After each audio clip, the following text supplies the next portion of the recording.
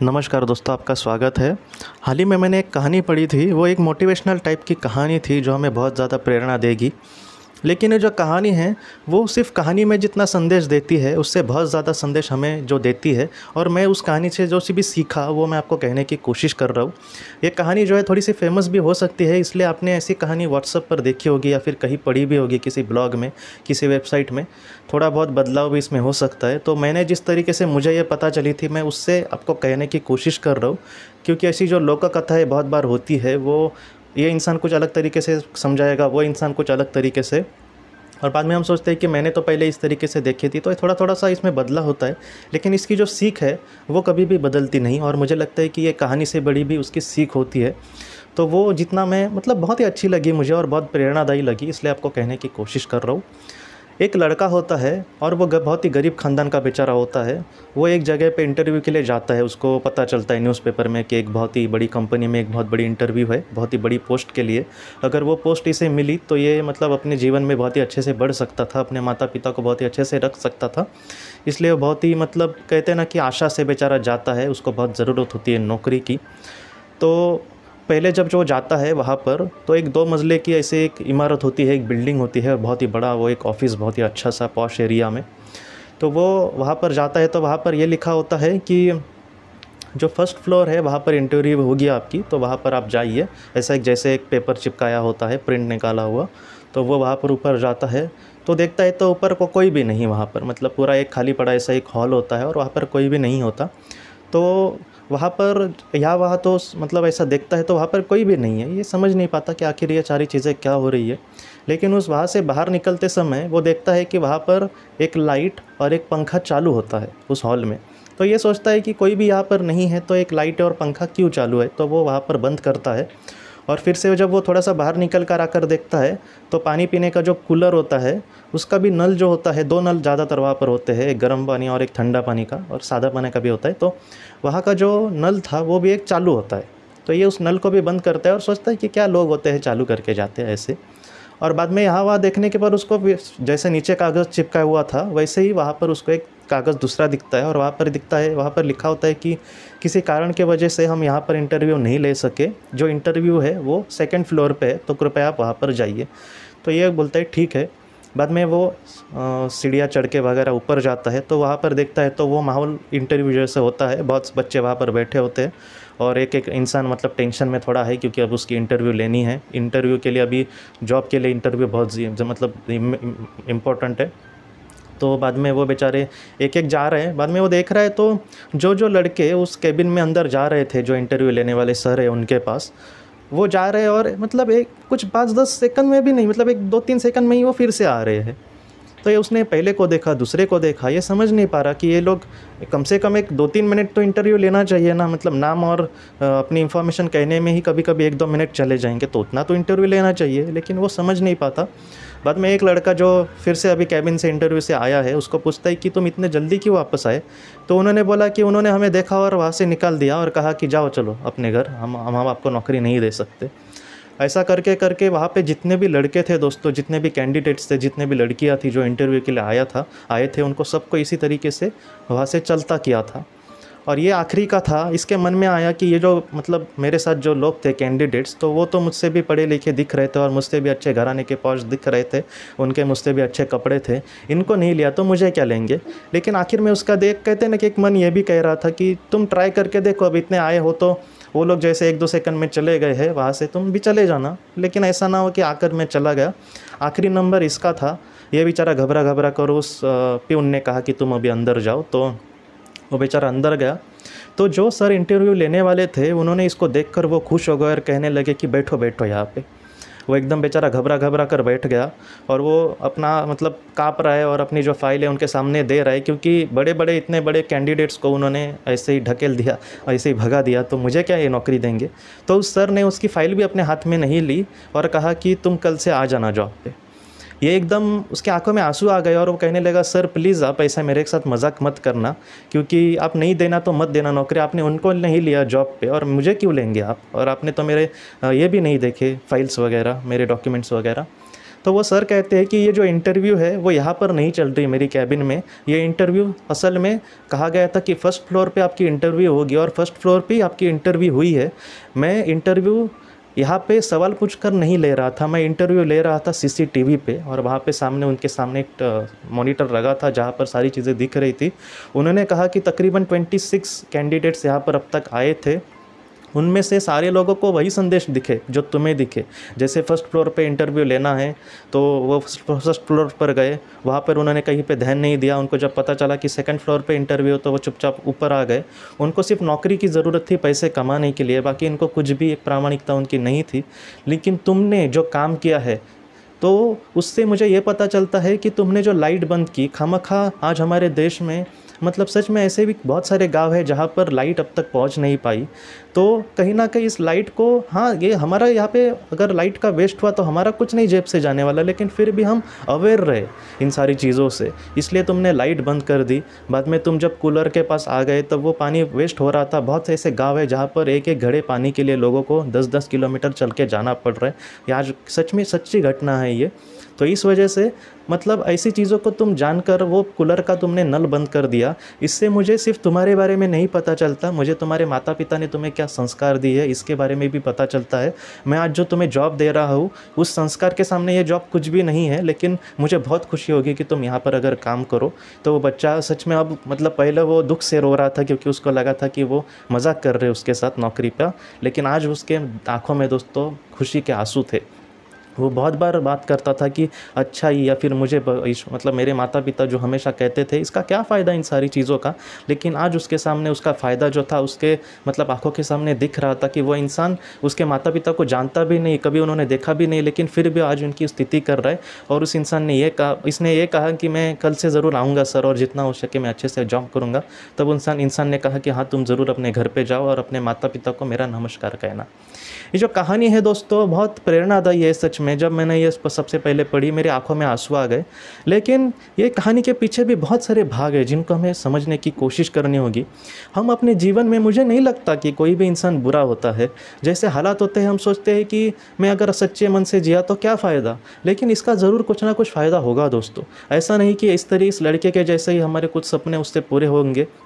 जो जीवन है वो हमेशा इंसान की परीक्षा लेता है। अच्छे संस्कार, एक प्रामाणिकता या फिर सच बोलना, इन सारी चीज़ों का आजकल मतलब इसकी वैल्यू ज़ीरो हो गई है, सच कह रहा हूँ। क्योंकि आज मैं देखता हूँ कि अगर कोई सच बोले तो उसको कुछ भी नहीं मतलब प्राप्त होगा। मैं आपको एक छोटी सी मेरे जीवन की घटना कहता हूँ कि मेरा एक दोस्त था। पहले वो बेचारा, उसको नौकरी बिक्री कुछ अच्छी नहीं थी, लेकिन एक जगह पे उस वक्त आइडिया बहुत ही बड़ी कंपनी थी और आज भी है। उस आइडिया में उसको जॉब मिली। मैं जिस स्टेट में रहता हूँ उस स्टेट के में उसकी मार्केटिंग करने का उसको जॉब मिला था। तो वो बहुत ही अच्छे से काम करता था। तो मैंने उसको बोला, मतलब मुझे उस वक्त कुछ 2,500-3 हज़ार रुपये पगार था। तो उसको उस वक्त तकरीबन मुझे लगता है ये 2013-14 की बात है, तब उसको 15,000 तनख्वाह थी। तो मैं सोचता था कि इसको बहुत ही अच्छे तनख्वाह है। तो मैं उसको वही पूछता था कि तुम बोलो ना, मतलब तुम्हारे यहाँ पे मुझे जॉब वगैरह मिलता है तो उसने मुझे बोला कि हमारे एक स्टेट में एक ही इंसान को रखा जाता है और इसलिए मुझे इतनी ज़्यादा तनख्वाह है। उसको बहुत घूमना भी पड़ता था उस वक्त। तो उसने मुझे बोला, बेचारे 2-3 महीने के बाद मुझे उसने एक नंबर दिया और बोला कि यहाँ पर इस सर को पूछो कि जॉब है क्या, तो तुम्हें वो ज़रूर मतलब तुम्हारी मतलब इंफॉर्मेशन वगैरह पूछ कर वो दे देंगे। तो मैंने उन सर को फ़ोन किया। तो सबसे पहले उन्होंने मुझे ये पूछा कि तुम्हारे पूरे स्टेट की डिस्ट्रिक्ट की, मतलब जो ज़िला होता है उसकी सारी इन्फॉर्मेशन तुम्हें है क्या, छोटे छोटे गांव की वगैरह। तो अब आप सोचिए कि पूरा स्टेट में, पूरा ज़िले में कौन घूमता है ना। और मेरा तो कैसा ये भी नहीं, मैंने कॉलेज करके ही मैं बाहर निकला था। तो मैंने बोला कि नहीं, हमारे जितने मैं आजू बाजू के एरिया है उसके बारे में मुझे पता है, लेकिन पूरे डिस्ट्रिक्ट के बारे में मुझे नहीं पता। ठीक है उसने बोला कि मैं तुम्हें कहता, और उसने फ़ोन रख दिया। अब मेरे दोस्त को बोला कि ऐसे ऐसे हुआ, तो वो मुझे डायरेक्टली गालियाँ देने लगा। वो कहने लगा कि मुझे भी यही सवाल पूछा था और मैंने तो ये बोला था कि हाँ मुझे सब कुछ पता है, आप ज़रा भी चिंता मत करिए। और उसने ये बोला कि वो लोग डायरेक्ट तुम्हारे मतलब सिर पे काम नहीं देने वाले, इस गांव में जाओ तो पूछ कर जाओ और अपने आप वहाँ पे आदत हो जाएगी। मतलब क्या है कि मैं आपको ये कह रहा हूँ कि एक स्मार्ट है वो, मैं नहीं बोलूँगा, और मैं बेवकूफ़ ही उस वक्त ये हुआ। लेकिन क्या बोलते हैं कि हमेशा हम सच ही बोले और उसका कुछ बड़ा फ़ायदा हो, ऐसा नहीं होता आज के ज़माने में। लेकिन एक स्मार्ट दिखाना चाहिए, स्मार्टनेस अपना। तो उसमें मैं थोड़ा सा कम था उस वक्त, और आज भी बहुत ही कम हूँ सच कहूँ तो ये ऐसी कुछ बातें होती है, बस उदाहरण के लिए आप ले सकते हैं। लेकिन ये जो लड़का है, जो एक हम बोलते हैं ना कि सच्चाई की दुनिया में किसी के लिए कुछ अच्छा करूँ तो बहुत अच्छा होगा, इस तरीके से अगर हम अपनी सोच रखें तो आज दुनिया हमें बेवकूफ़ ही कहेगी। लेकिन एक ऐसी भी दुनिया है दोस्तों जहाँ पर हम अगर इस दुनिया से जब परे हम जाएंगे, हम आत्मस्वरूप में जहाँ पर होंगे, वहाँ पर सिर्फ़ और सिर्फ इन सारी चीज़ों को महत्व दिया जाएगा। एक ऐसा लड़का जो इस दुनिया से चला गया था, और उसके पिताजी से जब उसकी बात हुई थी, उसके पिताजी एक फ़ादर थे, अपने बेटे के साथ उनके बहुत ही बुरे रिश्ते थे। इनका फ़ॉरेन में बहुत बार क्या होता है कि दोस्तों, जब बेटा बड़ा होता है तो वो अपनी ज़िंदगी अपने हिसाब से जीता है। बहुत बार उसके पिताजी को भी नहीं पता होता कि आखिर अपना बेटा क्या कर रहा है।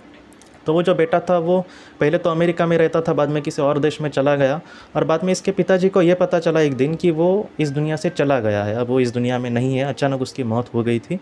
और जब एक ऑटोमेटिक राइटर ने इसके पिताजी को उसके बेटे के संदेश देने चाहे, तब उसके बेटे ने ये कहा था कि पवित्रता और आध्यात्मिकता मतलब कहीं ना कहीं ईश्वर से डरना, या फिर ईश्वर के लिए कुछ अच्छा काम करना इस तरीके से, और सच्चा कर्म करना। सिर्फ आध्यात्मिकता मतलब सुबह उठो भजन करो, ये नहीं। आध्यात्मिकता मतलब सच्चे मन से ईश्वर की प्रेरणा, ईश्वर को प्रार्थना करना, और बहुत ही अच्छे से हमारे कर्म करना, निस्वार्थ तरीके से हम किसी के लिए अच्छी मदद करें तो उसको भी एक आध्यात्मिक ही इंसान कहा जाएगा, अगर वो भगवान को माने या फिर ना माने, उसके दिल में सच्चाई उतनी होनी चाहिए। तब उस लड़के ने यही कहा था कि आध्यात्मिकता, पवित्रता और सच्चे मन से निस्वार्थ तरीके से अगर कोई काम करता है तो हमारी दुनिया में मतलब आत्मलोक में इसको ही ज़्यादा महत्व दिया जाता है। ये बात जो है ना दोस्तों बहुत बड़ी मतलब है, क्योंकि एक आत्मा कह रही है। तो इस तरीके से मैं आपको भी कहना चाहता हूँ कि जैसे अच्छे कर्म की हमें कोई कीमत ना मिले, दुनिया बेवकूफ़ कहे, बड़े बड़े संतों को, संत तुकाराम, संत ज्ञानेश्वर, संत कबीर जी को भी नाम ही पड़े, हाँ आज हम उनके पूजा करते हैं, लेकिन उनको भी बेवकूफ़ी कहने वाले लोग ज़्यादा थे, सच कह रहा हूँ। आज हम उनकी बहुत पूजा करते हैं। संत ज्ञानेश्वर जी की भी मैं बहुत बार आपको कहानी कहता हूँ कि उनकी झोली में पत्थर डाले गए, गोबर डाला गया, मिट्टी डाली गई। तो ये दुनिया ऐसी ही है, दुनिया से हम बहुत ही अच्छा कुछ एक्सपेक्ट करें ऐसा नहीं। लेकिन ये भी सच है दोस्तों कि आप सच्चे दिल से अगर करोगे तो ये दुनिया आपको ज़ीरो से हीरो बना सकती है। और इसका मैं सच कह रहा हूँ, सबसे उदाहरण अपने आप को मानता हूँ, किसी और दूसरे का उदाहरण देने से अच्छा है कि मैं कुछ भी नहीं था। मेरा भी ये दोस्त आपको जो बोला है वो मेरे पिताजी को भी वही कहता है कि ये सीधा साधा रहा तो कुछ नहीं होने वाला। और मतलब ये भी नहीं कहता कि मैं एकदम बहुत ही बड़ा सीधा साधा हूँ, लेकिन मतलब मैं आपको सच कह रहा हूँ, ये नाम ही रखेगी दुनिया। इसलिए मैं आपको कह रहा हूँ कि एक सच्चे मन से काम करो, जितना हो सके अपने स्मार्टनेस हिसाब से चलने की कोशिश करो, मन में कभी भी एक स्वार्थ को लेकर ना चलो, जितना हो सके ईश्वर को प्रार्थना करो, एक अच्छा इंसान बनने की कोशिश करो जो कर्म से और दिल से दोनों से अच्छा है। हम इस तरीके से करेंगे ना दोस्तों, एक ना एक दिन इस तरीके से एक हमारे सपने उस लड़के जैसे 100% पूरे होने वाले हैं। कब होंगे, कैसे होंगे, किस तरीके से होंगे हमें नहीं पता, लेकिन ज़रूर होंगे दोस्तों, क्योंकि उस दुनिया में पवित्रता, आध्यात्मिकता और मन की सत्यता जो होती है वही, इसको ही महत्व दिया जाता है। तो ये जो कहानी है उसके पीछे की कहानी यह है कि तुम इस तरीके से अच्छा काम करो, ज़रूर तुम्हारे सपने पूरे होंगे। हाँ, उस सारी चीज़ों को हम देख सके, हमारी भी चीज़ों को हम देख सकते हैं, दूसरे को कभी कभी नहीं देख सकते, लेकिन जो अच्छाई है दोस्तों वही अमर है, और जो बुराई है वो कहीं ना कहीं ख़त्म होने वाली है। तो इस तरीके से हमें जीवन में आगे बढ़ना होगा और इस तरीके से अपने कर्म को देखना होगा। मैं कभी कभी क्या बोलता उसके पीछे, मतलब उसका पीछे का रीज़न भी बोल रहा हूँ कि जैसे अभी मैंने कहा कि बुराई भी नष्ट होगी, तो बहुत लोग ये भी कह सकते हैं तो बुराई तो इतने साल से चाली हुई है, मुझे लगता है जब इंसान की शुरुआत हुई तब से ही बुराई की शुरुआत हुई होगी, लेकिन वो कब ख़त्म होगी? मैं बुराई इस तरीके से ख़त्म होगी इसलिए बोला क्योंकि क्या होता है कि एक समझो कोई इंसान है और वो कुछ बुरा कर रहा है, एक बुरा इंसान है, तो वो बुराई को ख़त्म नहीं कर सकता, लेकिन एक दिन वो अगर खुद ख़त्म हुआ तो अपने आप को वो बहुत ही निचले स्थान पर पाएगा, और निचले स्थान से ऊपर जाने के लिए उसको बहुत बुरे बुरे जन्म लेने पड़ेंगे। इसलिए मैंने कहा कि इस तरीके से उसके जीवन का उस बुराई का अंत हुआ। ऐसा नहीं है कि दुनिया बहुत ही अच्छी हो जाएगी, अच्छा जो इंसान है उसका बहुत अच्छा होगा, इस तरीके से हमें सोचना चाहिए दोस्तों। तो इसलिए मैंने वैसे कहा। तो दोस्तों ये जो कहानी है इसको हम हमेशा याद रखें, अच्छे संस्कार हम अपने बच्चों को देने की कोशिश करें, जो हमारे अच्छे लोग हैं, जो हमारी कुछ बातें सुनते हैं, उनको भी अच्छा एक उनको विचार देने की कोशिश करें, और सबसे पहले हम इन सारी चीज़ों से सीख कर कर्म से और दिल से एक अच्छा इंसान बने, तो हम एक बहुत ही अच्छे मकाम पर ज़रूर एक ना एक दिन जाएंगे दोस्तों। तो दोस्तों आज की वीडियो में बस इतना ही, हम अपनी अगली वीडियो में मिलते हैं। आप अपना, अपने परिवार का ख्याल रखना। आपका बहुत बहुत धन्यवाद ज़िंदगी की रोशनी ये एक कंसल्टेंसी है जो ऐसे लोगों को मदद करने की कोशिश करती है जिन्होंने किसी अपने को खोया है या फिर जो लोग अपने जीवन में बहुत ही ज़्यादा दुखी है। जो लोग इस संस्था के साथ जुड़ते हैं उनको इस विषय की किताबें और जानकारी भेजी जाएगी। इसके साथ साथ जो लोग पास्ट लाइफ रिग्रेशन थेरेपिस्ट के पास नहीं जा सकते, अगर वो घर पे अभ्यास कर सके, इस वजह से उनको पास्ट लाइफ रिग्रेशन की ऑडियोज़ भी भेजी जाएगी। और इसके साथ साथ ध्यान में एकाग्रता बढ़ाने के लिए कुल मिलाकर 5 ऑडियोज़ भी उनको भेजी जाएंगी।